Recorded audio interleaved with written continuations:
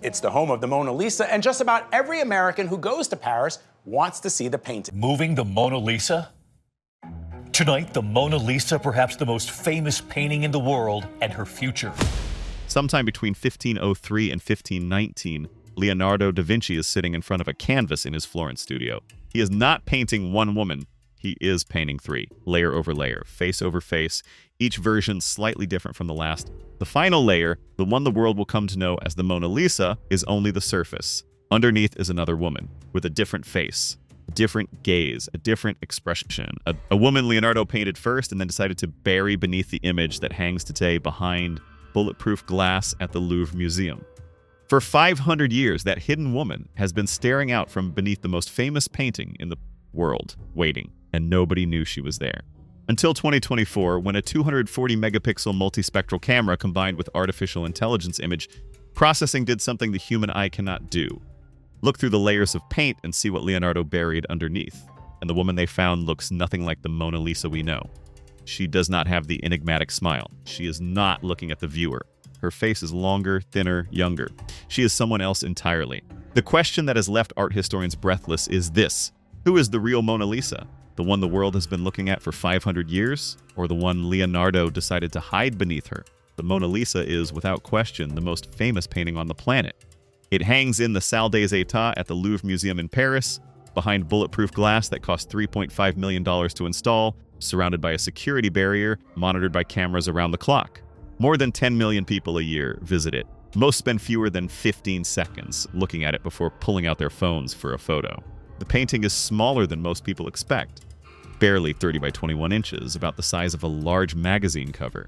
And yet it draws more visitors than any other artwork in any museum in the world, by a margin so large that the second most popular painting is not even close. But what most people do not know is how much mystery lies behind those 15 seconds, and how much of what they think they know about this painting is wrong. For starters, we do not know for certain who the woman in the portrait is. The most accepted hypothesis says she is Lisa Gherardini, the wife of a wealthy Florentine silk merchant named Francesco del Giocondo, hence the painting's Italian name, La Gioconda. But that identification rests on a single source, a mention by the artist and biographer Giorgio Vasari, written in 1550, roughly 50 years after Leonardo began the painting. Vasari never saw the painting in person.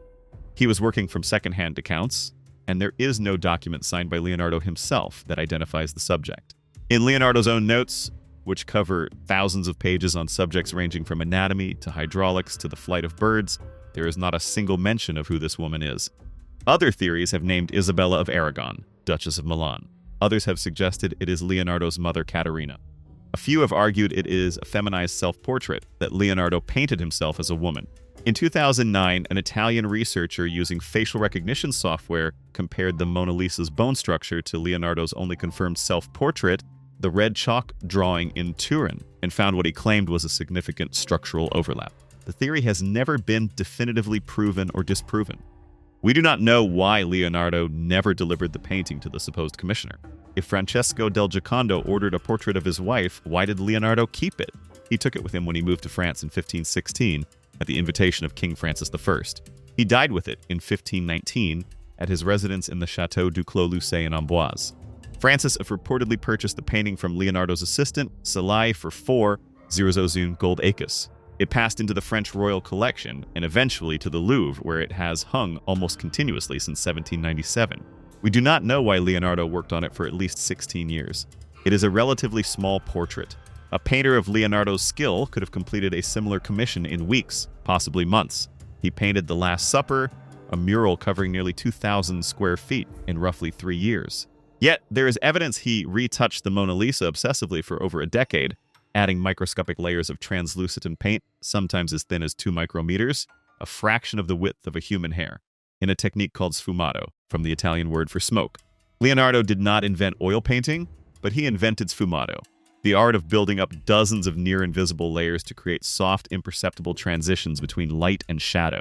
No brushstrokes visible, no hard edges, just smoke, and we do not know why she smiles, or whether she smiles at all. The famous enigmatic smile has been debated for 5 centuries. Some see it, others do not. Some say it depends on their mood when they look. In 2025, an AI revealed that all of those people are right and that this is not an accident. It is engineering. But before we get to the smile, we need to talk about what is underneath. The Mona Lisa was not always the most famous painting in the world. For most of its existence, it was respected by art historians, but not particularly well known by the general public.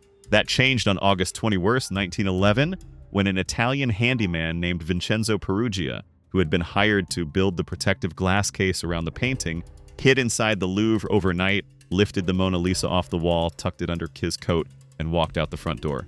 The theft made international headlines. For the first time in history, a painting became front-page news around the world. The Louvre was closed for a week. The French police questioned thousands of suspects, including Pablo Picasso, who was briefly detained. The painting was missing for over 2 years. Peruggia kept it in a trunk in his apartment in Florence, believing he was returning a stolen Italian masterpiece to its rightful homeland. When he was caught trying to sell it to an art dealer in Florence in December 1913, the Mona Lisa was already a global celebrity.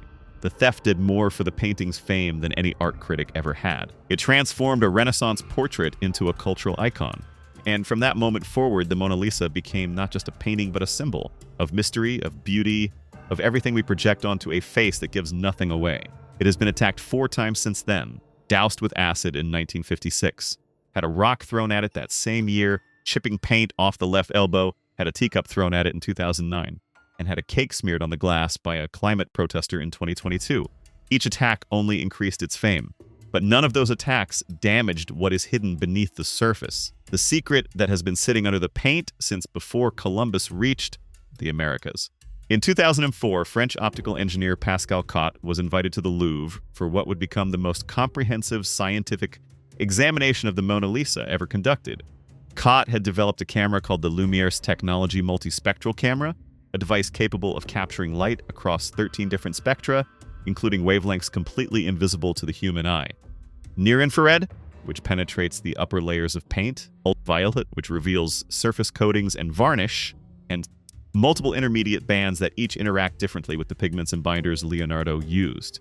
Each spectrum penetrates to a different depth within the paint layers. Think of it as an MRI for paintings, except instead of revealing bones and organs, it reveals brushstrokes, corrections, and entire hidden compositions. Cotte was given 3 hours alone with the painting. 3 hours without the bulletproof glass. 3 hours with the Mona Lisa exposed naked to his camera for the first time in decades. He captured 650 high-resolution images across all 13 spectra. Each image contained 240 million pixels. The total dataset was enormous. And then he went back to his laboratory in Paris and spent the next 15 years analyzing what he had captured. 15 years. Combining images, processing data, applying increasingly sophisticated layer separation algorithms, running the images through software that could digitally subtract one layer of paint from the one above it, like peeling an onion one molecule thin skin at a time. By 2015, Cotte had made his first public announcement. There was a hidden portrait beneath the Mona Lisa. The media exploded. But Cotte was not finished. He continued refining his analysis, and in 2024, assisted by state-of-the-art AI image processing, neural networks capable of distinguishing pigment compositions at the microscopic level, and separating overlapping visual information that no human algorithm could untangle, Cotte published the full results of 2 decades of work. What he found is not one hidden painting. It is 4 different paintings, one on top of another on the same canvas.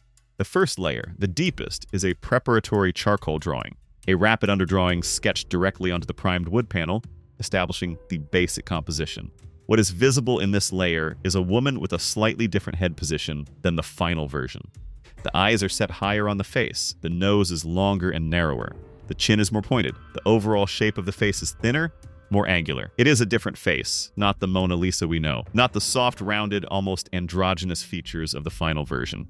This is a real face, a specific face. The face of someone who sat in front of Leonardo and was observed. The second layer is a partial portrait built on top of the drawing. A woman wearing an elaborate headdress adorned with pearls, a detail that does not appear anywhere in the final version. This woman has a neutral, serious expression, no smile. Her eyes look slightly to the side, not directly at the viewer as in the final version. Her posture is more rigid, more formal. She looks like what she probably was, a Florentine merchant's wife sitting for a commissioned portrait in the early 1500s. Nothing enigmatic, nothing mysterious, just a woman. The third layer is an intermediate version, but closer to the final, but with notable differences in the facial proportions, the angle of the gaze, and the landscape behind the subject. In this layer, the headdress has disappeared.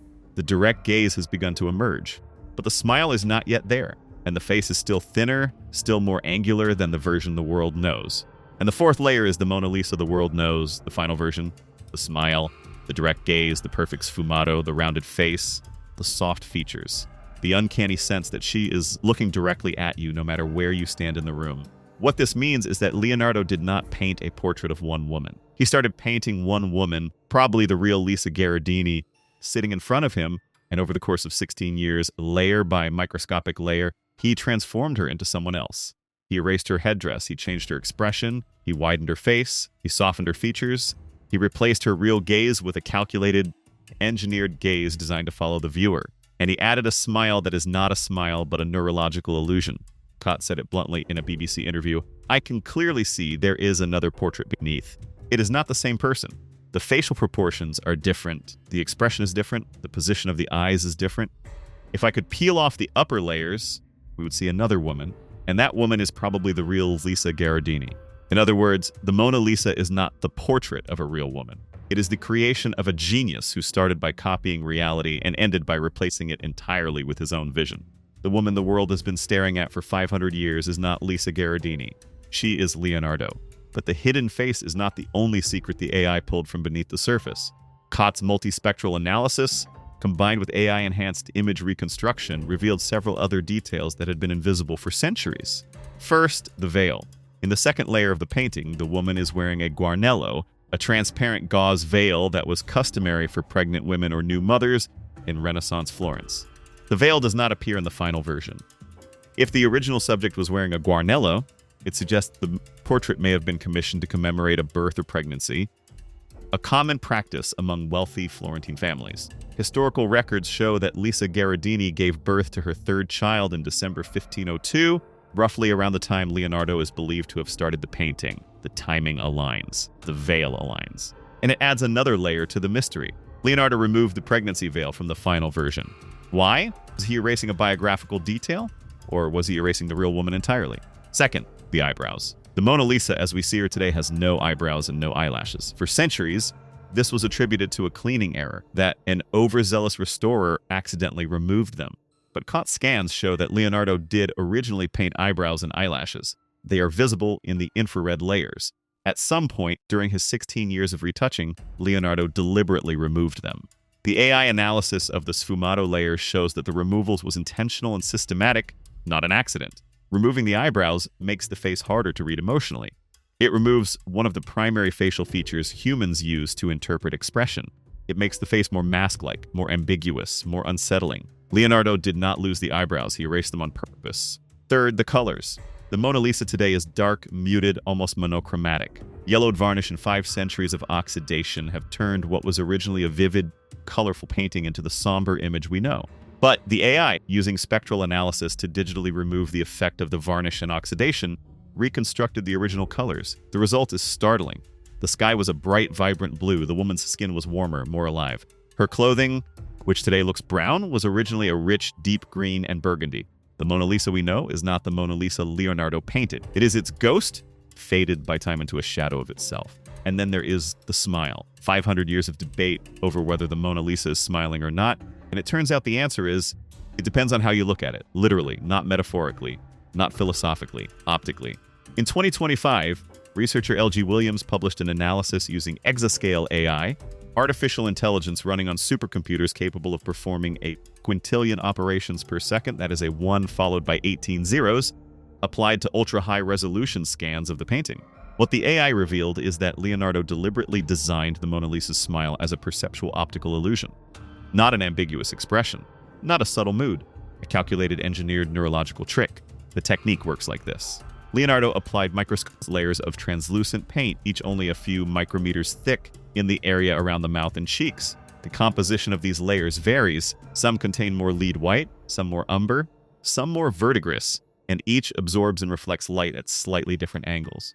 The result is that the shadows at the corners of the lips change depending on the angle at which the viewer's eye processes them. When you look directly at the mouth, that is, when your fovea, the high-resolution center of your retina, is pointed at the lips, the shadows at the corners of the mouth read as flat or slightly downturned. A neutral expression, maybe even sad. But when your gaze shifts toward the eyes, the nose, or the edges of the painting, the mouth falls into your peripheral vision. And peripheral vision processes contrast differently than central vision. It is lower resolution but more sensitive to shadow gradients. In peripheral vision, the same shadows that read as flat now read as curved upward. A smile appears. The AI confirmed this by mapping the simulated visual perception response from 347 different observation angles. From each angle, the Mona Lisa's expression shifts. The degree of perceived smile varies from 0% direct gaze at the mouth to approximately 83% gaze at the upper left corner of the painting. It is not a fixed smile. It is not an ambiguous smile. It is a dynamic, angle-dependent perceptual phenomenon engineered into the physical structure of the paint. A separate study at Harvard Medical School in 2023 confirmed this from a neuroscience perspective. Researchers showed subjects the Mona Lisa while tracking their eye movements with high-speed cameras. They found that subjects who were instructed to look at the eyes reported seeing a smile. Subjects instructed to look at the mouth reported seeing a neutral expression. And subjects allowed to look freely reported the smile flickering in and out of existence. Present one moment, gone the next, as their gaze wandered naturally across the painting.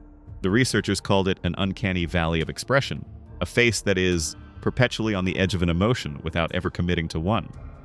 Leonardo did not paint a smile. He painted the conditions under which the human brain would generate the perception of a smile on its own. He outsourced the smile to the viewer's nervous system. That is not art. That is neuroscience. And here is where it gets truly disturbing.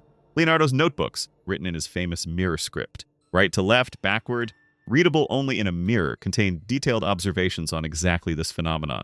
In his notes on optics, Leonardo wrote about the difference between what he called the central ray and the surrounding rays of vision. He documented that objects seen in the center of the visual field appear differently from the same objects seen at the edges. He noted that shadows and edges appear softer and less defined in peripheral vision. He wrote these observations in the late 1400s and early 1500s, roughly 4 centuries before the scientific study of peripheral vision began in earnest. This was not a lucky accident. Leonardo understood what he was doing. He understood the human visual system well enough to exploit it, and he embedded that exploitation into the physical structure of a painting using nothing but a brush, ground pigments, walnut oil, and the patience to apply 30 or more translucent layers, each drying for months before the next could be applied. The AI needed a quintillion operations per second to reverse engineer what Leonardo did with his hands 500 years ago. Think about that for a moment. The most powerful computational tools humanity has ever built, running at speeds that would have been inconceivable even a decade ago, were required to explain what one man accomplished in a workshop in Florence with tools that have not changed since the Roman Empire. That is either the definition of genius or the definition of something we do not have a word for yet. What the AI has revealed about the Mona Lisa is not simply a fun fact about art history. It is not trivia for a cocktail party or a museum audio guide. It is a fundamental revision of what we thought we knew about Leonardo da Vinci, about what is possible with a painting, and uncomfortably about the limits of human intelligence, the hidden woman.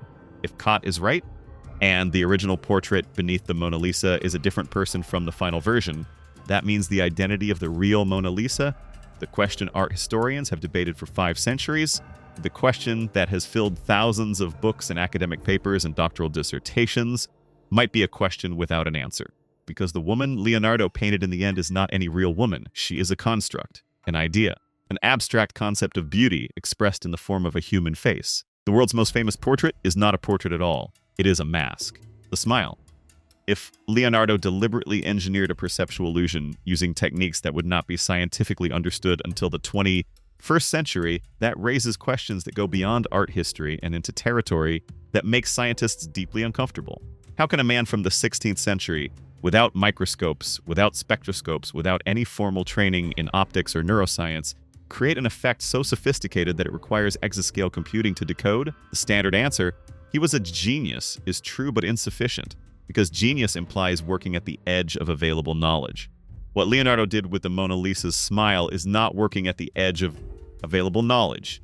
It is working with knowledge that would not be available for another 400 years. Leonardo's notebooks contain designs for helicopters, tanks, submarines, flying machines, mechanical calculators, humanoid automata, and articulated prosthetics. They contain anatomical studies from over 30 dissections of human cadavers that were not surpassed in accuracy for centuries. They contain observations on fluid dynamics, wave propagation, and aeronautics that anticipate discoveries of the 19th and 20th centuries. They contain geological observations about the age of the Earth that contradict the biblical timeline by millions of years, written at a time when suggesting such a thing could get you burned at the stake.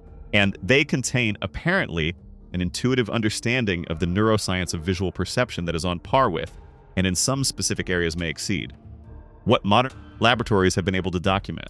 The AI has also revealed that the landscape behind the Mona Lisa, the winding roads, the bridge, the mountains, does not match any known location in Italy or anywhere else. The two halves of the landscape do not align. The horizon line on the left side of the painting is measurably lower than the horizon line on the right side. This is physically impossible in the real world. But it creates a subtle visual discomfort in the viewer, a sense that something is not quite right. That has been part of the painting's unsettling effect for centuries without anyone being able to articulate why. Leonardo warped the landscape on purpose. He broke the rules of perspective that he himself had helped define, and nobody noticed for 500 years. The question the AI leaves open is not about the Mona Lisa. It is about Leonardo.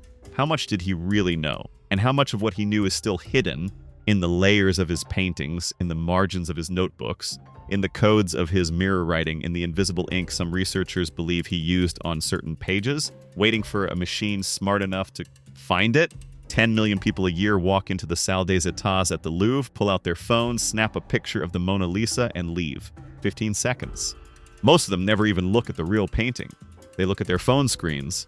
They photograph a rectangle of bulletproof glass with a reflection of their own face superimposed on a 500-year-old image. They do not understand. What they do not know is that they are photographing a lie, or at least a masterfully constructed half-truth, because the woman they see is not the woman Leonardo started painting. The face they are looking at was built over 16 years on top of another face, a real face, a human face, the face of a woman who sat in a chair and posed and was slowly, layer by microscopic layer, erased and replaced. And the smile they think they see is not a smile. It is a neurological trick designed by a man who understood the human brain better than any scientist of his era or of many eras that followed. Beneath that surface the world adores is another face, another woman. Another story that was never told because it was buried under 30 layers of translucent paint by the most methodical and most secretive mind in the history of Western civilization. The Mona Lisa is not a painting, it is a file, compressed in layers of oil and pigment for 500 years. The AI has begun to decompress it. What it has found so far: a hidden woman, an erased pregnancy veil, deliberately removed eyebrows, an engineered smile, a warped landscape, colors that bear no resemblance to the faded image the world knows, may only be the beginning. Because if Leonardo hid this much in one painting, imagine what he hid in the dozens of others. In The Last Supper, where AI has already found hidden musical notes encoded in the placement of the bread rolls on the table. In the Salvator Mundi, the most expensive painting ever sold at $450 million, where the crystal orb Christ holds does not refract light the way a real glass sphere would, and nobody knows whether that is an error or another deliberate illusion. In The Virgin of the Rocks, where two different versions exist and the differences between them have never been fully explained. In The Battle of Anghiari, the lost mural that some researchers believe is still behind a wall in the Palazzo Vecchio in Florence, sealed beneath a fresco by Vasari, waiting for someone brave enough to drill through a masterpiece to find another masterpiece hidden behind it. Leonardo left messages everywhere, in his paintings, in his notebooks, in his mirror writing that runs backward across thousands of pages. In the anatomical drawings where some researchers believe he encoded surgical techniques that would not be developed for 4 centuries. The man was a walking encryption device. He hid everything. And for 500 years, we did not have the tools to see it. Now we do. And the first file we decompressed was the most famous face in the world. The next one could be anything. Subscribe. Because if the AI found another woman beneath the most famous painting in the world, imagine what it will find when it scans the rest. The Da Vinci Code was not fiction. It was just ahead of the technology. The next file is on your screen.